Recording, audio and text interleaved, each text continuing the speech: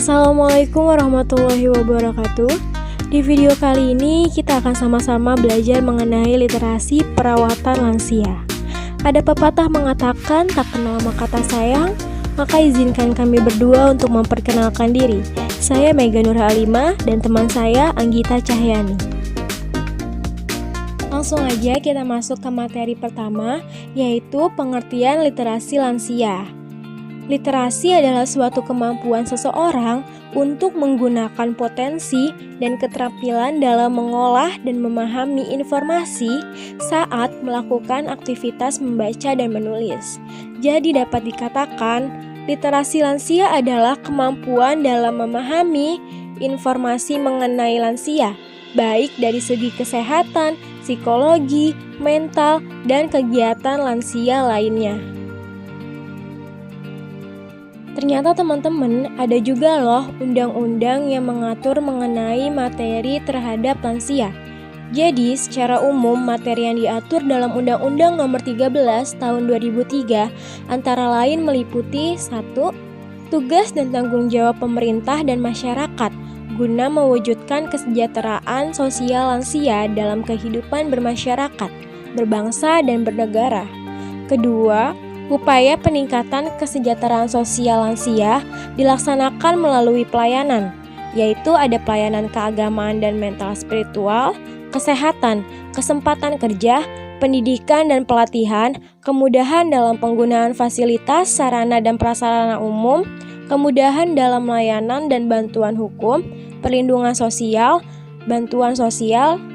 Nah, yang ketiga, ada upaya peningkatan kesejahteraan sosial bagi lansia yang dilaksanakan oleh pemerintah dan juga masyarakat.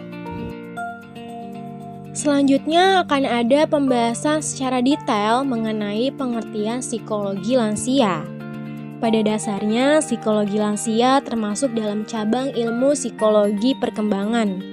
Pengertian psikologi perkembangan menurut Hurlock pada tahun 1980 adalah ilmu yang mempelajari tingkah laku manusia sesuai dengan hakikat perkembangan yang berlangsung sejak konsepsi sampai menutup usia.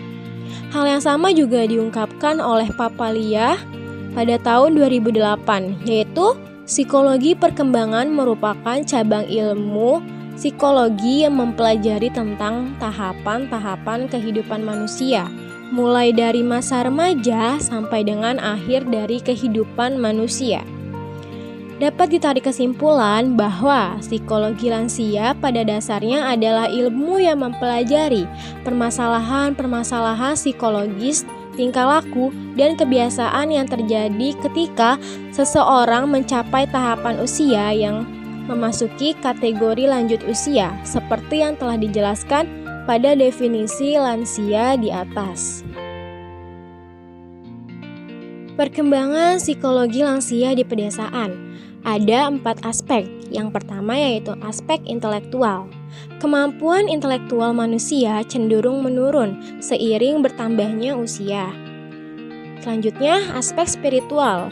Beberapa hasil penelitian yang mengatakan bahwa seseorang yang telah mencapai tahap usia lanjut akan lebih dekat dengan agama. Selanjutnya, aspek emosional. Emosi yang tidak stabil dialami oleh lansia. Terakhir, ada aspek kepribadian. Kepribadian seseorang selalu berkembang seiring bertambahnya usia. Ada beberapa faktor yang mempengaruhi psikologi lansia di pedesaan. Yang pertama, penurunan kondisi fisik. Semakin tua seseorang, maka semakin jelas pula perubahan fisik yang terlihat. Yang kedua, perubahan aspek psikososial. Pemicu perubahan aspek psikososial pada lansia adalah menurunnya fungsi kognitif dan psikomotor. Yang ketiga, penurunan fungsi seksualitas.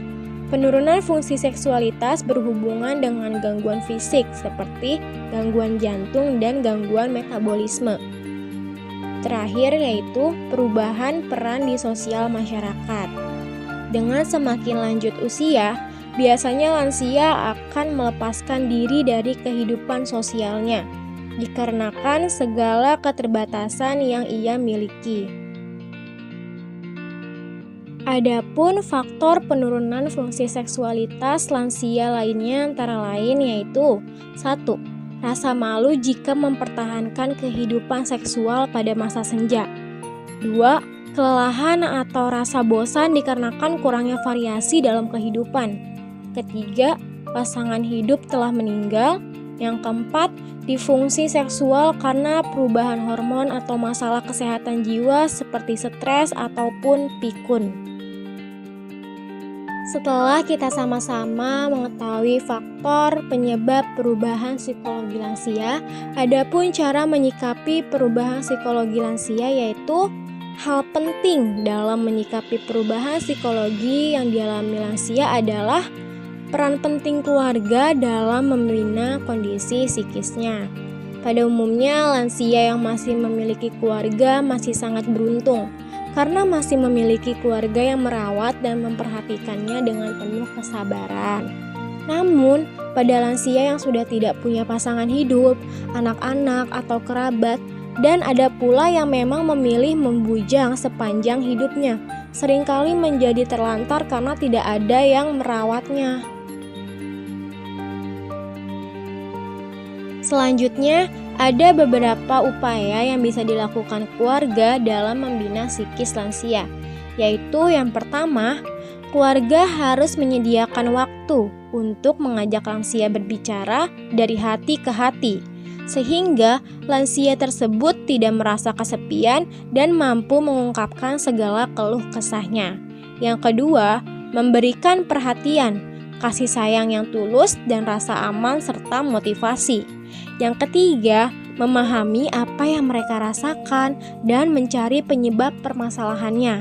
Yang keempat, keluarga harus dapat memberi penjelasan agar lansia tersebut menerima perubahan dirinya dengan lapang dada dan dengan senang hati memasuki tingkatan kehidupan yang baru. Yang kelima, berusaha meningkatkan rasa percaya diri mereka dengan membuat dirinya bermanfaat bagi orang lain.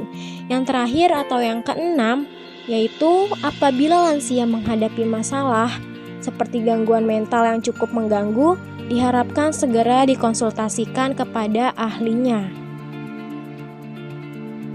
Berikut ini merupakan salah satu contoh kasus dari permasalahan psikologi lansia.